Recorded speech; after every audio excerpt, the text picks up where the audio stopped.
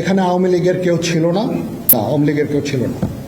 আজকে এখানে জামাতের আমির ছিলেন, আমাদের বিএনপির শীর্ষস্থানীয় নেতৃবৃন্দ এখানে ছিলেন, জাতীয় পার্টির নেতৃস্থানীয় নেতৃবৃন্দ এখানে ছিলেন, এবং সুশীল সমাজ এবং এখানে ডক্টর আসিফ নজরুল উনি নিজেও ছিলেন এখানে, এবং উনি আমার সামনেই উনি সমস্ত ছাত্রদেরকে একটা সুন্দর বার্তাও দিয়েছেন, এবং আমি আশা করি যে ছাত্ররা সেই বার্তা শুনে ওনার কথা ওনাকে সবাই শ্রদ্ধা করে, ছাত্ররা শ্রদ্ধা করে, ওনার এই বার্তা শুনে তারা এই পরিস্থিতি নিয়ন্ত্রণে নিয়ে চলে আসবে এবং আমরা একটা সুন্দর একটা পরিস্থিতির দিকে আমরা এগিয়ে যাব ইনশাআল্লাহ।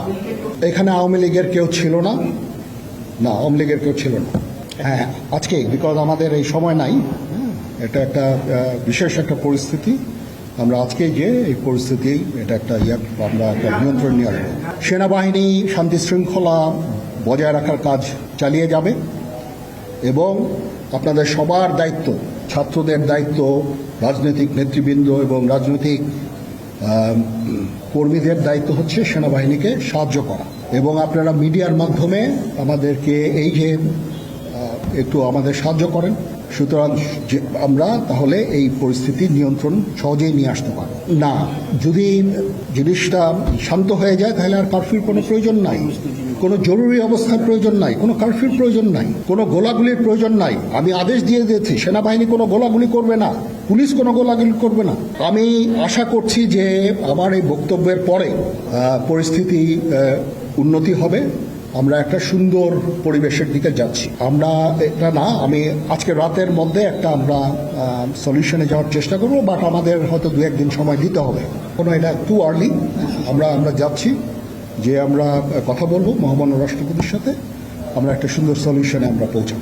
পরিস্থিতি ছিল খুব কম, সময় খুব কম ছিল। আমি যাদেরকে পেয়েছি অনেককেই আমি বলেছি, সবাই হতেন, বাট প্রধান রাজনৈতিক দলের সমস্ত নেতৃস্থানীয় নেতৃবৃন্দরা এখানে ছিলেন, তাদের সাথে আমি কথা বলেছি এবং ওনারা সবাই আমাদের এই প্রস্তাবে, এই যে আমরা যে আলোচনা করছি, সবাই এটাতে রাজি হয়েছে। এখানে মুমিনুল হক সাহেব ছিলেন, এখানে জামাতের আমির ছিলেন, জুনায়েদ সাকি উনি ছিলেন, তারপরে ডক্টর আসিফ নজরুল ছিলেন।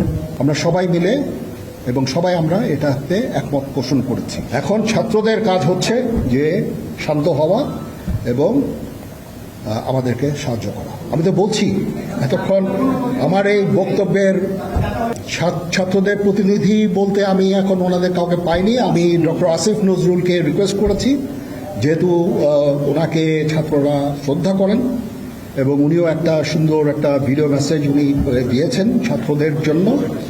আমি আশা করব যে এই ভিডিও মেসেজটাও কাজে হবে, কাজ দিবে, এইভাবে আমরা কাজ করে দেব।